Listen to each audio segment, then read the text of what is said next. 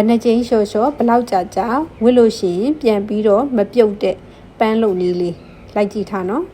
အရင်ဆုံးဒီတစ်ဖက်ကိုခွေလိုက်မယ်ခွေပြီးလို့ရှိရင်နံရံကိုအလဲရနေပြီးတော့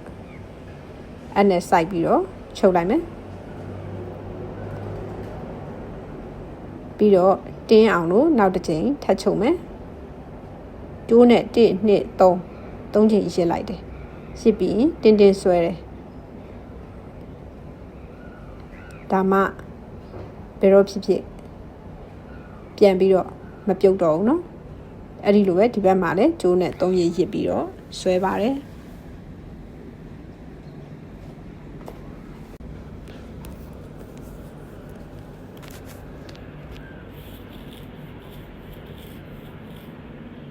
ကျိုးလေးတွေကိုဒီလိုမျိုးလေးเนาะအဖူလေးတွေမဖြစ်နေအောင်လို့ရှင်းလိုက်တယ်ရှင်းပြီးတော့မှတင်းလေးဆွဲမယ်เนาะဒါဆိုလို့ရှိရင်ကျိုးတွေကရှုပ်နေတော့เนาะအဲ့ဒီတော့မှအောက်ကဝစ်ဆန်လေးဒါဝစ်ဆန်လေးကိုဖော်လိုက်တာပေါ့နော်ဝစ်ဆန်လေးပုံဖော်လိုက်ပြီဝစ်ဆန်လေးရဲ့အလေလေးကနေအကူထိုးပြီးတော့ဖော်လိုက်တာနော်အခုဒါကတော့တလက်မအရှိပန်းရွက်ကလေးပေါ့နော်ပွင့်ဖက်လေးပေါ့ပွင့်ဖက်လေးကိုအကူထိုးထားတယ်ပြီးတော့အကူရစ်ပြီးတော့မှချတယ်နော်အဲ့ဒီလိုရစ်ပြီးမှချတော့ဒီနေရာလေးကလုံးဝခလုတ်ကလေးတစ်ခုကိုနှိပ်ထားသလိုမျိုး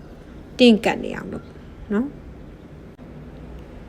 တင်းလေးဆွဲတယ်ကြစ်လေးပေါ့ပြီးရင်ဒါလေးကကြတော့လေးစိတ်ကလေးအရှိလေးဒီအတူအရှိကတော့ကိုလိုချင်တဲ့ဒီဇိုင်းအပေါ်မူတည်ပြီးတော့လုပ်တာပေါ့နော်တခြားဒီဇိုင်းဆိုတော့လေအတူအရှိကတစ်မျိုးပေါ့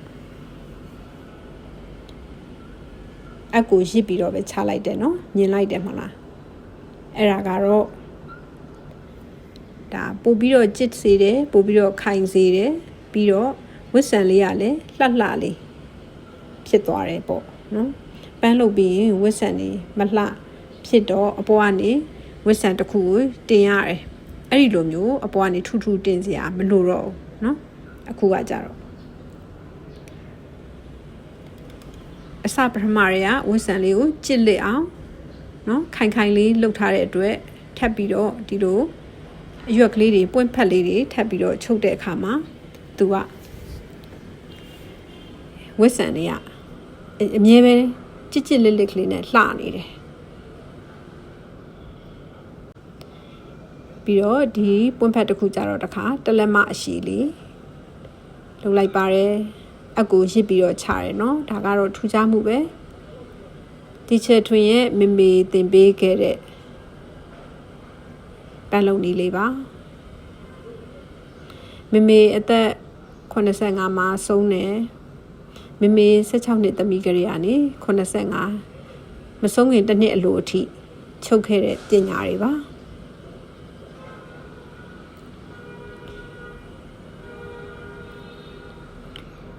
မမေသင်ပေးတဲ့နီးလေးကို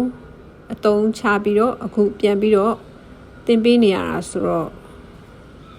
ပီတိဖြစ်ရပါတယ်မမေလည်းသိနိုင်ကြားနိုင်တယ်ဆိုလို့ရှိရင်တော့မမေရဲ့ပညာတွေကိုအသုံးချနေရမှုလို့မမေလည်းဝမ်းသာနေလိမ့်မယ်လို့ထင်ပါတယ်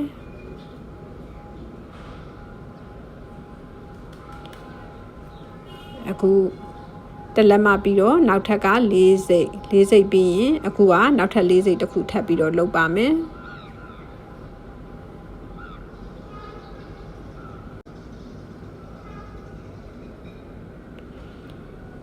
ကျိုးလေးတွေကကြစ်ဖို့လိုသလိုဒီလိုအနဲ့ကျိုးနဲ့ပြန်ပြီးတော့ဆွဲတဲ့အခါမှာလည်းကြစ်ဖို့လိုပါတယ်သုံးတဲ့အချီကလည်းအရန်ကောင်းတဲ့အချီပေါ့နော်မပြတ်လွယ်တဲ့အချီခိုင်ခန့်တဲ့အချီဖြစ်ဖို့လိုပါတယ်အဲ့ဒါဆိုလို့ရှိရင်တော့လက်ရလေးကတည်သက်မယ်ကြစ်လစ်နဲ့လှလေးဖြစ်ပါလိမ့်မယ်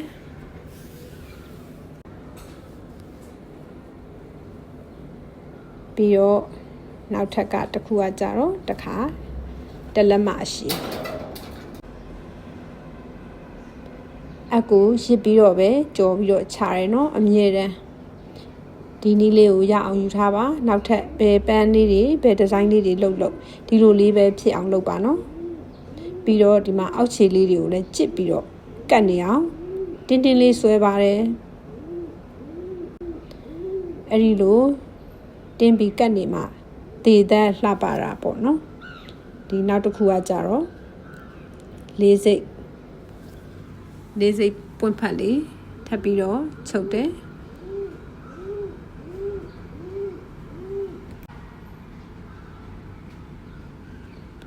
နောက်တစ်ခုလည်းတင်းတင်းလေးဆွဲရနော်ဒီချာအချိန်ယူပြီးတော့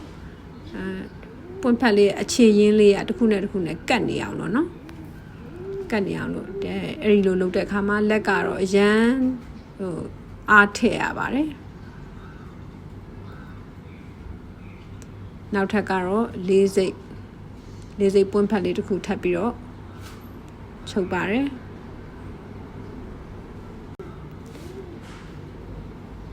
ဒီလိုပန်းလေးတွေပေါ့နော်အများကြီးသင်ပေးထားတဲ့ online class လည်းရှိပါတယ် online class သင်တန်းကြီးကတော့9000ပါ Facebook account ကနေပြီးတော့ဗီဒီယိုတွေတင်ထားပေးတာအဆင်သင့်ရှိနေပါတယ်သင်တန်းအဲ့လိုလည်းရပါတယ်ဒီပန်းကျယ်ဒီပညာဆိုရင်ဆက်ချုပ်ကိုမတက်ရင်တော့မှအင်ကြီးချုံနေမတက်ရင်တော့မှဒီပညာနဲ့ဝင်ငွေရလုပ်ငန်းတစ်ခုအဖြစ်လုပ်လို့ရပါတယ်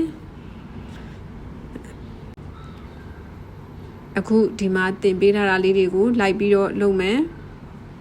လုပ်ပြီးလို့ရှိရင်ကိုလက်ရလေးတွေကိုလိုက်မော်တင်မယ်အင်းကြီးချုပ်ဆိုင်တွေကိုလိုက်ပြမယ်ဒီလုပ်လေးဒီပန်းလေးတွေကျမလုပ်တတ်ပါတယ်ဆိုလို့ရှိရင်သူတို့ကအပ်ပါလိမ့်မယ်အဲ့ဒါဆိုလို့ရှိရင်တော့ငွေအရင်ဒီလဲမရှိဘူးနော်တင်နန်းကြီးလဲမကုန်ဘူးလက်မှုပညာဝင်ငွေရလုပ်ငန်းတစ်ခုအဖြစ်လှုပ်ရှားလို့ရတဲ့ပညာပါအဲ့ဒီ online class မှာဆိုလို့ရှိရင်ဒီကြိုးချုပ်တဲ့အခါမှာအဆွေစစစ်ကိုလှအောင်ကြိုးချုပ်နည်းလေးနော်ပြီးတော့ကြိုးကိုဘယ်လိုလှမ်းမလဲနောက်ပြီးတော့ပန်းပွင့်အခြေခံနေစပြီးတော့ဒီဇိုင်းအမျိုးမျိုးသင်ပေးထားပါတယ်အဲ့ဒီ online class တွေကဒီဇိုင်းအမျိုးမျိုးကိုတက်ပြီဆိုလို့ရှိရင်နောက်ထပ် line ပေါ်မှာမြင်တဲ့ဒီဇိုင်းဘယ်ဒီဇိုင်းမဆိုကိုလုပ်တတ်မယ်ပြီးတော့ကိုယ်စိတ်ထဲမှာလည်းပေါ်လာတဲ့ဒီဇိုင်းတွေကိုလည်းကိုလုပ်တတ်သွားပါလိမ့်မယ်ပထမဆုံးကတော့လုံနီးကိုသိဖို့လိုသလိုနောက်ပိုင်းမှာကျတော့လက်ရကောင်းဖို့ဆိုတာကျတော့များလေ့ကျင့်ဖို့လိုပါတယ်များလေ့ကျင့်လို့လေ့ကျင့်ရသွားပြီဆိုလို့ရှိရင်လက်ရလည်းကောင်းမယ်ပို့ပြီးတော့လည်းမြန်သွားပါလိမ့်မယ်အလေးအကျင့်များလာလို့ရှိရင်လှုပ်ထားတဲ့ပန်းလေးတွေကအရန်လှပါတယ်နီးစနစ်တကျရထားလို့ရှိရင်လည်းလှုပ်ထားတဲ့ပန်းလေးတွေကအရန်လှပါတယ်လက်ရမြောက်ပါတယ်လက်ရမြောက်ရင်မြောက်တယ်လို့ကိုယ့်ရဲ့လှုပ်အားကလည်းကောင်းရပါတယ်ကိုကနေပြီးတော့မှသူများကိုလည်းပြန်သင်ပေးလို့ရပါတယ်ဒီတာမန်လက်မှုပညာလေးတစ်ခုကနေပြီးတော့ဝင်ငွေရလုပ်ငန်းတစ်ခုအဖြစ်ကို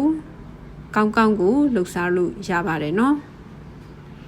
ဝါသနာပိုင်ပြောဖို့လည်းကောင်းပါတယ်လှသွားတဲ့အတွက်လည်းကုသိုလ်ရပါတယ်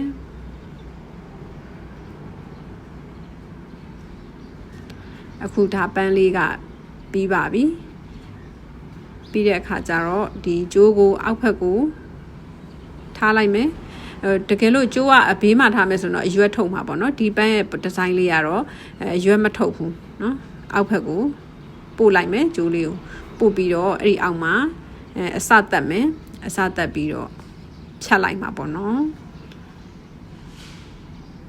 အဆုံးထိကြည့်ပေးတဲ့အတွက်ကျေးဇူးတင်ပါတယ်ပညာရကြပါစေနော်အခုဒီဟာလေးကိုကကြီးနဲ့ညက်မဲအောက်ကိုအပေါ်ကဒီဒီဇိုင်းလေးကအမျိုးမျိုးဖော်လို့ရတယ်နော်